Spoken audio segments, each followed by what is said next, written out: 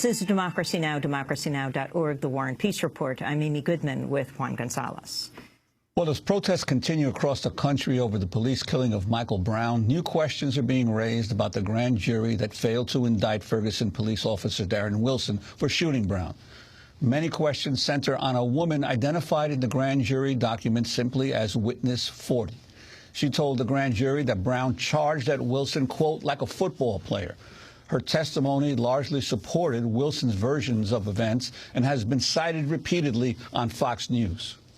And then, quote, he looked like a football player with his head down, charging at Officer Wilson. Charged at him, quote, and I'm reading, like a football player with his head down charging. That Michael Brown, was charging like a football player full force on Officer Wilson. One witness described it as charging at Officer Wilson like a football player with his head down. Don't charge him, to quote one of the eyewitnesses, like a football player with your head down. Earlier this week, the Smoking Gun website identified Witness 40 as Sandra McElroy. The website described her as a, quote, bipolar Missouri woman with a criminal past who has a history of making racist remarks and once insinuated herself into another high-profile St. Louis criminal case with claims that police eventually dismissed as a complete fabrication. It now appears that Sandra McElroy may have lied about witnessing the shooting, which occurred 30 miles from her home. She gave conflicting accounts to prosecutors about why she was near the Canfield Green apartments in Ferguson at the shooting. She first said she wanted to pop in on a friend she hadn't seen in 26 years. Later, she read from a notebook in which she claimed to have been visiting the neighborhood to conduct personal research to help her understand black people. It has also come to light that she had a history of posting racist comments online and help raise money for Wilson and other Ferguson police officers. On Tuesday, the Reverend Al Sharpton said the report about Witness 40 gave new hope to the Brown family. He told the New York Daily News it shows the grand jury was, quote, not a fair process. Joining us now is William Bastone, editor of The Smoking Gun. He co-authored the piece exposing the identity of Witness 40. Tell us more about her, and how did you find out who she was? Well, what we did is we looked at the 2 volumes of her grand jury testimony, which is heavily redacted, but we zeroed in on the portions that gave a little bit of biographical detail about her. Excuse me.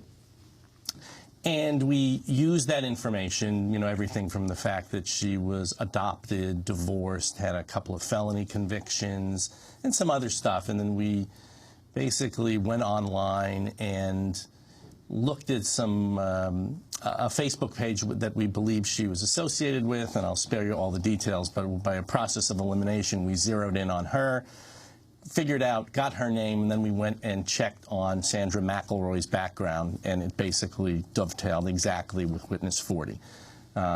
Everything. In her testimony, she had admitted that she'd been convicted of check fraud. 2 felony counts of check fraud in 2007, had received 3 years of probation, suspended sentence. And so, we reached out to a couple of other people who had had interactions with her, and it made us convinced that it was the same woman. So how was she presented to the grand jury? What did the police know? What did the district attorney know? And explain exactly what she said. Well, she initially, she was not found by law enforcement. She approached law enforcement more than a month after the incident. She approached the St. Louis County Police, gave an account of what occurred. 5 weeks later, she met with the FBI and 2 Justice Department prosecutors, and then the day after that, they put her in the grand jury for the first time. So she comes up with this story that she sat on for a month and tells the cops this story. And then 5 weeks pass before she basically goes into the grand jury. And the thing that is incredibly puzzling is that I don't think that anyone attempted to determine whether what she told them was true or not. Because as we point out, I don't know if we point out in the story, but our interest in investigating her began and found out who she was and everything about her. It took us 2 days to do that. We don't have subpoena power. We can't get her phone records. It took us 2 reporters 3 days to find her. And the cops had 5 weeks to find out. First, the story on its face was wholly unbelievable. And there were just simple investigative tasks that the cops could have done that could have disproven her. So what they did, who knows what they did, but what the effect is, as I think we point out in our story, is that they basically allowed her story now to get baked into the narrative of the grand jury. Well, interestingly, her claim, her initial claim, but she changed the story, right? Her initial claim was because she was a white woman in a largely black neighborhood, that when she was asked why she was there, was that she was trying to find a former high school friend that she hadn't seen in over 20 years and got lost, couldn't find the address, and got out of her car to ask for instructions. So, and then amazingly, this cataclysmic event happens right in front of her. So you would think the police would at least say, well, let's see if the surveillance footage is, or the video footage of her car is anywhere in the vicinity. They actually eventually did that when she was questioned by the FBI and the two Justice Department prosecutors. They basically said to her, you know, that there are surveillance cameras in the area and no one picked your car up. How could that be? And she had no explanation. And they asked her, well, how'd you get there? And she described her path of getting there. And then they said, well, after it occurred, how did you leave? And she gave an explanation that was impossible based on the way the roads were. It was very clear that she looked at a map of the area, and she looking at a map, or if you go online, MapQuest or Google Maps, it appears as if there is a pathway out of the area, and that's the way she took. But that thing's been closed for like 2 or 3 years, and if you had physically been there, you would have known there was only one way out. So the story fell apart, and they kind of picked the story apart. But you know what you don't really know is there are 12 grand jurors in there, and you don't really know if anyone bought part of her story or that figured into their final decision, which is really kind of the scary part of it. It's like a person comes up with an insane story, approaches the cops with it, and usually the way it works is like, okay, thank you for coming in, we'll be in contact with you, and then they're never heard from again. So your article notes that Sandra McElroy appeared at the Ferguson grand jury November 3rd with a spiral notebook purportedly containing her handwritten journal entries from August. The opening entry in her journal on the day Brown died declared, quote, well, I'm going to take my random drive to Florissant. Need to understand the black race better, so I stop calling blacks niggers and start calling them people. That was her quote. I never use that word, except this is so significant right now because she used that word. What did Bob McCullough understand about who she was? Well, it was at the end, it was at the waning moments of her first appearance in the grand jury on October 23rd. I mean, she was virtually out the door when she says, as a matter of fact, oh, you know, I wrote all this stuff down in my journal after it happened. And they were, would you like to see it? And they were like, sure. You know, and that meant she was coming back. So 10 days passes, and she appears with this one volume that is it's a notebook, her August notebook.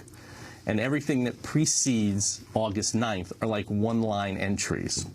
You know, I wrote in the piece, you know, they probably should have checked to see if the ink was wet on the notebook, because there's no doubt what she did is it was created after the fact to buttress this harebrained story that she told. And, you know, it just seems like if you know, we point out in the story, like we went back and looked, you know, we knew what her Facebook handles were, and we knew what her YouTube account was and her Twitter account was, and she, you know, after the shooting, even after her grand jury testimony, she was saying these incendiary things online, and it well, just... could you talk about that? What you found from her social media accounts in terms of her biases, and also her support of Darren Wilson and police officers in general. Sure. And if you talk to her. Yeah, I'll explain that as well. Yeah, we looked. You know, she is a very active commenter on Mike Brown, and she has a couple of Facebook accounts that we've linked to her, and she's acknowledged after the fact of hers. And she was constantly commenting about the case, supportive of Officer Wilson, and she would do things like most of what she would do is she would be in the comment sections on television stations or print publications. You know, there's a story and then there's a comments underneath, and she'd hop in there. And she'd do things like one afternoon commenting on some news story about Ferguson, she just posts a graphic that floats around in these kind of right-wing circles, and it's a photograph of Michael Brown lying dead in the street, and it's captioned something along the lines of, "Stop would stop asking for justice for Michael Brown. He got his justice. You know, and it's a photo of him dead in the street. And she's constantly was doing stuff like that, and pray for Officer Wilson. And when she was in the grand jury, she basically denied that she was like a stooge for Officer Wilson. She was just there to tell the truth. And she was involved in a Facebook page that she started 10 days after the shooting that purportedly was there to support law enforcement officers and first responders in Ferguson, and had nothing to do with Officer Wilson. And they were raising money in a kind of a crowdsourced fashion. And in the end, they donated all the money to the Officer Wilson Trust Fund. So, this was all easily obtainable. Could she be charged with perjury? She should be charged with perjury. She lied to the cops. It's making false statements. The first time, September 11th, when she sat down and she spoke with the FBI and the Department of Justice, she lied to them. The first time they put her in the state grand jury, she lied. The second time, she admitted she lied the first time and then lied again. So she's got, yeah, she should. And it's one of these things where, yes, she has said that she she's been diagnosed as being bipolar, and that she has bouts of mania. But she insinuated herself into a case of national importance and spun out a story that was totally untrue. And do you walk away from that without some sort of, the government just saying, oh, that's fine. But next time something like this happens, if you're a lunatic and you want to come forward and create a story that's going to back up the cops, come on in. We're happy to have you. But that's the bigger question in my mind. It's not what she did, but what prosecutors did. Because either they were totally inept in one of, as you say, one of the biggest cases in recent times of national attention, or they knew or suspected that she was lying and didn't care, which was even worse. If you're a prosecutor and you know that someone's going to come into a grand jury and lie, you can't really allow them to do that. That's called creating a perjury trap. Can a new grand jury be convened based on this? I don't know. I think that's probably a fairly tough thing to do. And you spoke to her?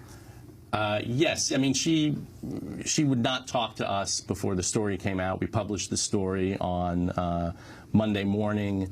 Yesterday, I corresponded with her, in which she admitted that, yes, in fact, she was witness 40, and she expressed concerns for the safety of her 3 minor children, and she's trying to erase her social media presence. And then she wanted to have a conversation off the record, which we had a lengthy conversation off the record, and hopefully we'll maybe try to see if she'll want to move some of that on the record. Well, and of course, witness 40 was the importance of her testimony was that she and there's at least another witness, as I recall, witness 10, who were the ones who said that Brown charged at police officer Wilson. And so obviously, if her testimony is impugned, then the issue becomes, what about this other witness? And I want to turn to MSNBC's Lawrence O'Donnell. Late last month, he dissected the credibility of that other witness, witness 10. Witness number 10 was working in the neighborhood, and he begins his story to the police with, I seen the 2 young guys walking down the street on the same sidewalk that I was on. 6 weeks later, witness number 10 testified to the grand jury and changed his story about where Michael Brown was walking. He said under oath to the grand jury, I seen Mike Brown and his friend walking down the street closer to the curb, not on the sidewalk. That is the kind of thing the district attorney was complaining about last night. Witnesses changing their stories to fit the publicly known facts. Here is why witness number 10 was the most important witness to appear in Darren Wilson's defense. This is what he described Michael Brown doing when Officer Wilson got out of the car and chased him. Michael Brown stopped. He did turn. He did some sort of body gesture. I'm not sure what it was, but I know it was a body gesture. I could say for sure he never put his hands up after he did his body gesture. He ran towards the officer full charge. So there's witness number 10 saying the magic words. He never put his hands up, and he ran towards the officer full charge. In the grand jury, when the prosecutor asked witness number 10 to describe what he called a body gesture, he said, "I can't say for sure what sort of body gesture. I cannot fully recall. All I know is it was not in a surrendering motion of I'm surrendering, putting my hands up or anything. I'm not sure if it was like a shoulder shrug or him pulling his pants up. I'm not sure." So there's the district attorney's favorite witness, the only one he quoted last night, saying, "I cannot fully recall. I'm not sure. I'm not sure," within the body of an answer in which the only thing he's absolutely sure of is that Michael Brown did not do a surrendering motion. In a real courtroom, when a witness begins his answer with, "I can't say for sure," and then in the body of his answer he says, "I cannot recall fully," and then says, "I am not sure" twice within that same answer, that witness observation does not survive cross-examination. But there was no cross-examination in the grand jury room. That was Lawrence O'Donnell on his show on MSNBC, Last Word with Lawrence O'Donnell, and he went on from there. His final point about juror number 10 is that when he was asked by the police how far away he was, he said about 100 yards, a football field away. When he goes into the grand jury, he says something like 50 yards. He cuts it in half, or 50 to 75 yards. Can he see? Does he wear glasses? None of those questions, because this isn't a trial. This is a grand jury. Juan. Yeah, well, in light of this, Bill, your sense of, because obviously there's still a federal investigation going on, and this kind of dissecting of these witnesses and the testimony that led the grand jury to decide there was no reason to indict will certainly catch the attention, hopefully, of the federal investigators. Yeah, I would think that I have hopes that the investigation that they would do would be a lot more thorough than the local law enforcement agencies have proven to be capable of undertaking. I would assume that if someone says they were there, there's going to be a good attempt of trying to figure out, in fact, whether they were there. Did they have their cell phone? Did it ping off of a cell phone tower? You know, anything. Is their car on any of the surveillance video outside some of these buildings? I mean, the witness 40, McElroy, you know, conveniently, when she took this, 30-mile drive up there, she left her cell phone at home. You know, I mean, there's so simple ways to just go get her cell phone bills. You know, there's like a 6 or 7 hour time. If she placed one, she doesn't have a landline. If she placed one phone call off of her cell phone, you pick it up off of it, pinged off of a tower, and you'll know she was nowhere near Ferguson at the time.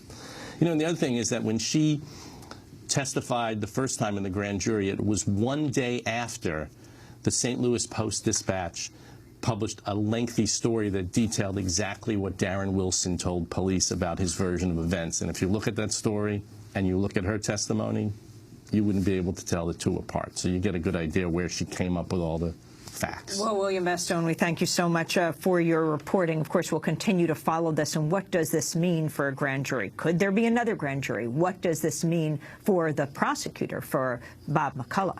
William Bestone is editor of The Smoking Gun and lead author of the new article, Witness 40, Exposing a Fraud in Ferguson. We'll link to it at Democracy Now!